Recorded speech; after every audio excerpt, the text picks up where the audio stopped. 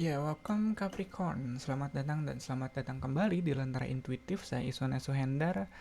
Dan ini untuk kapanpun kalian menemukan readingan ini Capricorn. Atau ya kita masih ada di awal April menuju pertengahan. Udah pertengahan kayaknya, ya udah pertengahan April. Capricorn, di sini kamu punya Nine of Swords.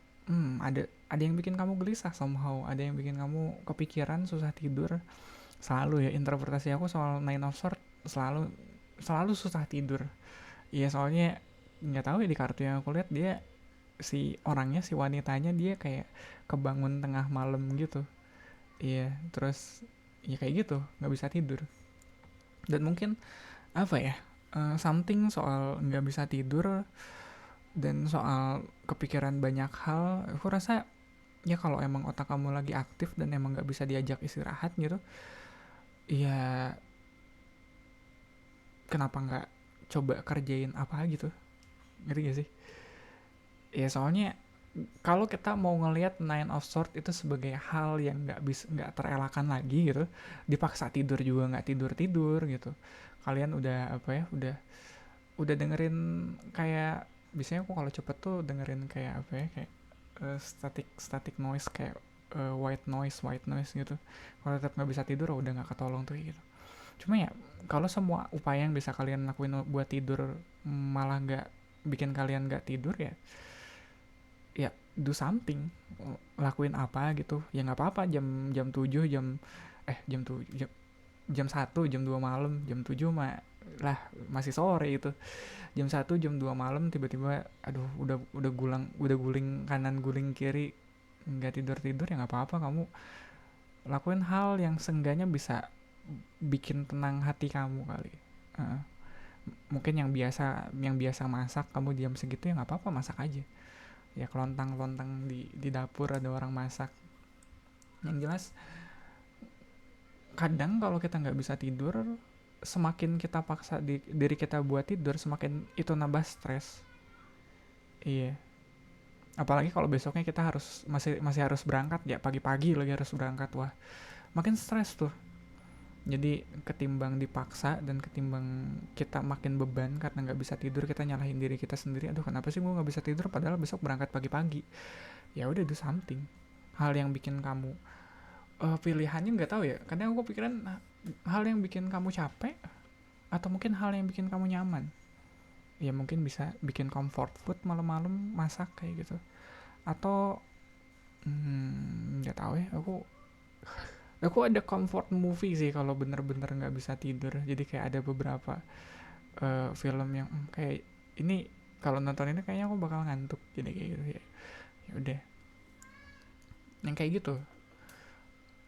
Crossing the Reading kita punya The Chariot. The Chariot tuh biasanya ngomongin soal drive. Ini kayaknya mungkin drive di kepala kamu, yang kepala kamu lagi mikir kencang banget dan kamu mungkin nggak tahu gimana cara ngarahinnya.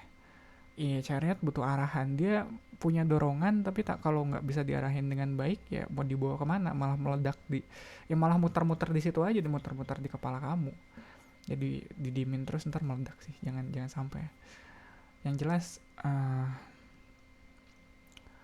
kalau ada hal yang ngeganggu pikiran kamu, yang bikin kamu gelisah, aku selalu diingetin buat ngejurnal, buat nulis apa yang bikin aku gelisah, bikin aku kepikiran. Kalau nggak gitu ya, ya kadang belakangan nulis aja nggak ampuh sih, aku harus bener-bener do something gitu. Kadang kadang aku kepikiran gitu jam 1 jam 2 malam, udahlah gue streaming aja sampai sampai capek, soalnya gituan kan lumayan ya bikin keringetan. Cuma yang jelas, pada akhirnya pikiran yang mumet tuh aku rasa dia butuh aksi. Nggak harus apa ya, nggak harus aksi yang kita dapat jawaban dari permasalahan kita, nggak harus yang kayak gitu. Yang jelas gelisahnya kita itu kadang itu kayak panggilan untuk take action, tapi kita nggak tahu actionnya harus kemana. Apalagi kalau yang kita pikirin tuh kayak masalahnya jangka panjang, yang kayak buat 3-5 tahun ke depan, terus kita dituntutnya atau harapannya kita bisa beresin malam ini juga, kan nggak mungkin. Iya, Kadang kalau kegelisahannya ternyata ke situ, ya hal terbaik yang bisa kita lakukan adalah melakukan hal yang bisa kita lakukan hari ini untuk tujuan jangka panjang itu. Kalau misalnya uh, malam ini kita nggak bisa tidur dan besoknya kita tetap harus berangkat kerja, ya udah nggak apa-apa, kita take care of ourselves aja. Mungkin nggak bisa tidurnya kita itu ya salah satunya karena kita sempat abai dalam memperhatikan kesejahteraan hidup kita. Maksudnya makanya aku bilang ya udah, kalau jam 1 jam 2 nggak bisa tidur, ya bikin comfort food aja, bikin Indomie. Udahnya apa sih, udah kenyang ngantuk, ya udah tidur. Udah itu kamu kepikiran, ntar kalau begitu gendut dong, nambah stres lagi tuh, kayak nggak perlu deh. Kayak hidup kamu udah terlalu banyak stresnya, udah terlalu banyak yang kamu pikirin. Di bawahnya ada the judgment, ya, root of the reading ya. Jelasnya kalau ngeliat the judgment mah emang kamu dipanggil untuk do something. Iya, nggak bisa diem aja, emang nggak bisa tidur gitu aja. Kalau misalnya emang kasusnya kamu nggak bisa tidur malam dan besok emang harus kerja, jangan jadikan nggak bisa tidurnya kamu adalah sebagai hal yang buruk. Ya kadang aku gitu sih, aduh aku nggak bisa tidur, ya udah. Awal-awal aku bikin Tentara Intuitif tuh awalnya dari situ. Dari nggak bisa tidur malam, makanya video-video 2-3 tahun yang lalu tuh selalu recordingnya malam-malam, karena emang nggak bisa tidur, karena ngerasa kayak mana waktu itu banyak banyak banget yang aku pikirin, banyak banget, aku hektik banget waktu itu. Jadi yang bisa aku lakuin ya sekarang, the best thing I can do, hal terbaik yang bisa aku lakuin waktu itu, aku mikirnya ya udahlah, aku udah lama belajar soal tarot, aku bikin video tarot reading aja kali ya. Iya, makanya salah satu video yang aku rekam awal-awal tuh aku inget banget judulnya Jawaban Overthinkingnya Kamu, karena semuanya soal itu, soal Nine of Swords. Oke, pas energinya ada Seven of Cups, udah banyak yang kamu lewatin. Iya, mau itu apa ya, pahit manisnya hidup kayaknya udah banyak yang kamu lewatin, dan kamu kalau ngeliat judgment di sini, mungkin itu yang agak menghalangi kamu buat ngambil aksi adalah pengalaman kamu yang udah banyak. Semakin banyak kita ngelewatin banyak hal, semakin banyak pula kan data yang kerekam di kepala kita, dan itu kadang banyaknya data, makin banyak data, makin banyak informasi, malah bikin kita makin sulit buat ngambil keputusan. Jadi banyak takutnya lah, jadi banyak antisipasinya lah. Coba bayangin kalau di sini nggak Seven of Cups, Ace of Cups deh yang cuma satu gitu. Kemarin pengalaman kamu ada A, ya udah kan, yang kamu nggak akan mikir sejauh ini selama ini. Dan lagi Ace 1 tambah 9 jadinya 10, jadinya lengkap gitu. Tapi kan di sini 7, jadi banyak banget yang kalian masukin dalam pertimbangan, masukin dalam perhitungannya kalian.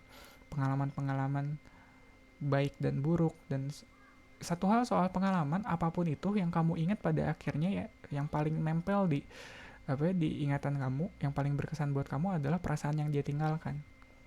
Jadi kalau ngelihat Seven of Cups di sini, pertanyaanku selanjutnya adalah, kamu udah berdamai belum dengan apa yang kamu rasakan waktu itu, di masa lalu itu, baik buruknya ya, kecewanya, mungkin sedihnya. Ya kalau yang baik-baik mah udah nggak perlu ditanya ya, kayaknya itu lebih gampang dimaafkan deh. Tapi kalau soal kecewanya, patah hatinya, luka hatinya, itu kamu udah berdamai belum? Jangan-jangan itu yang masih bikin kamu susah tidur sampai sekarang. Crowning the reading, kamu punya Five of Swords. Seenggaknya kalau aku mau agak optimistik dikit, dari Nine of Swords ke Five of Swords udah agak berkurang tuh ya, swordnya udah agak berkurang beban pikirannya. Kalau ngeliat Five of Swords, kamu udah tahu apa yang harus kamu konfront, apa yang ibarat perang nih ya. Five of Swords dia udah jadi duel tuh, udah jelas musuhnya siapa. Kalau Nine of Swords dia masih battle royale tuh, masih nggak jelas musuhnya bakal datang dari mana nih, bakal banyak banget musuhnya. Five of Swords kamu tahu udah kayak duel, atau mungkin udah jelas musuh yang kamu hadapin. Dan aku rasa ada kejernihan di situ. Iyalah butuh kejernihan, kayak untuk itu aku selalu bilang itu threat assessment gitu. Kita nge-assess, kita menilai mana yang ancaman dan mana yang bukan ancaman. Nine of Swords di sini dia gelisah, dia tetap terjaga di malam hari, soalnya dia nggak tahu mana yang merupakan ancaman di hidupnya dan mana yang bukan. Bayangin kamu lagi camping deh di hutan, kamu nggak biasa camping di hutan, Jadinya tiap suara yang kamu dengar kamu anggap sebagai ancaman. Itu apaan tuh krosok-krosok? Itu apaan tuh krosok-krosok? Karena kamu nggak kenal, karena kamu nggak biasa. Coba kamu udah terbiasa, coba kamu udah biasa camping di hutan malam-malam. Krosok-krosok, paling apa gitu. Dan kalau udah kecium, yang setauku ya, kecium bau-bau kayak bau-bau timun gitu, atau bau timun atau bau kayak, pokoknya ular tuh punya baunya sendiri. Tahu udah kecium bau-bau gitu, baru kamu waspada.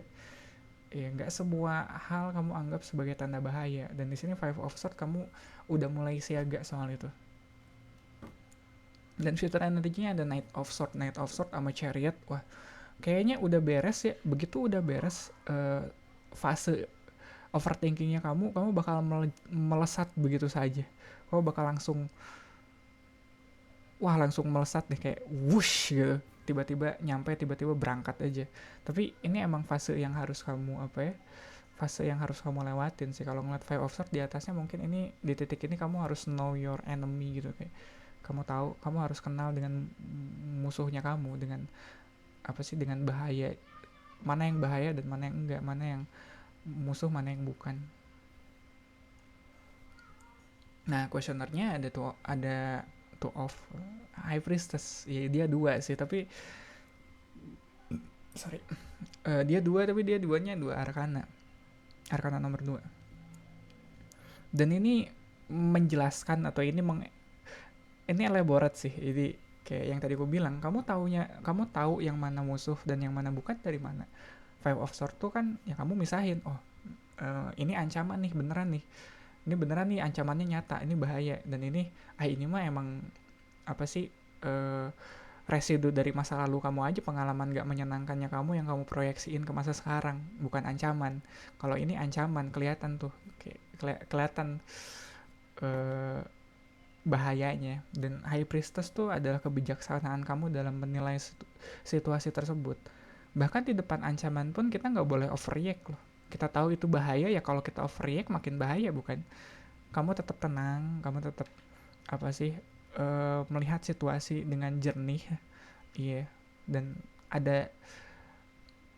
mungkin ada bimbingan, atau bimbingan sih, kayak ada petunjuk dari intuisi kamu. Kadang kalau kita lihat pakai indera kita, pakai mata atau hidung atau telinga gitu, sesuatu bisa jadi bahaya. Tapi kalau kita mendengarkan intuisi kita, nggak semua yang kelihatan bahaya tuh bahaya. Iya. Dan nggak semua yang kelihatan nggak berbahaya tuh nggak berbahaya. Jadi di sini kamu dituntut atau diajarkan untuk lebih peka lagi melihat sekitar kamu, surroundingnya kamu. House-nya, environment-nya ada 3 of One. Emang ada hal atau tempat yang pengen kamu tuju sih sekarang. Tapi sebelum kamu berangkat, kamu harus udah selesai dulu dengan diri kamu.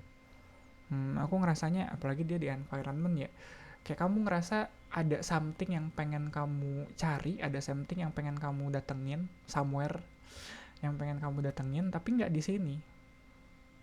Kalau ngelihat lingkungan kamu sekarang, kayaknya berat.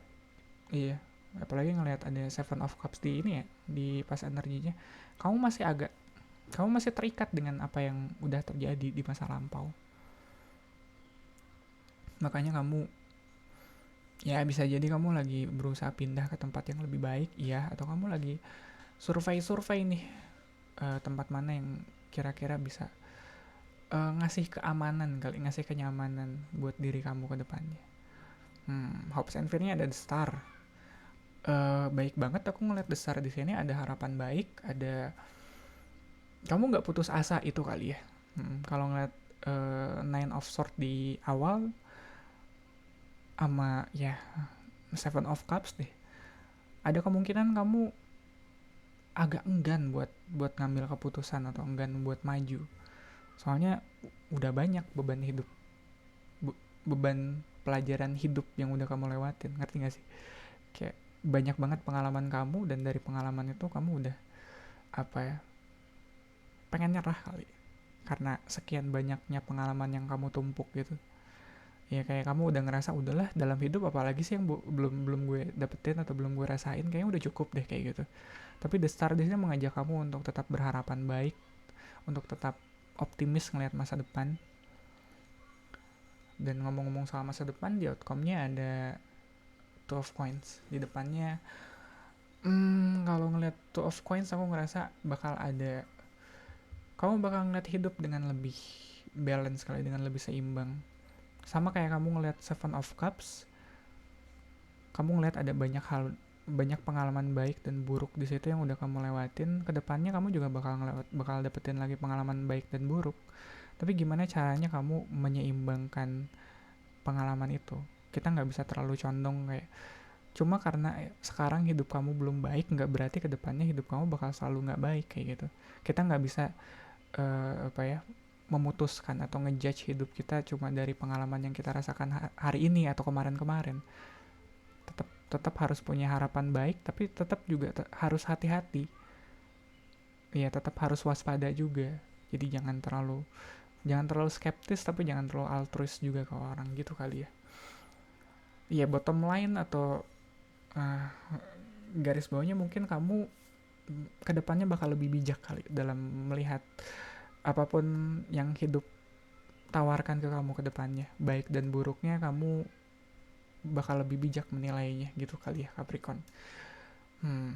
Ya, gitu kali ya untuk readingan kamu kali ini.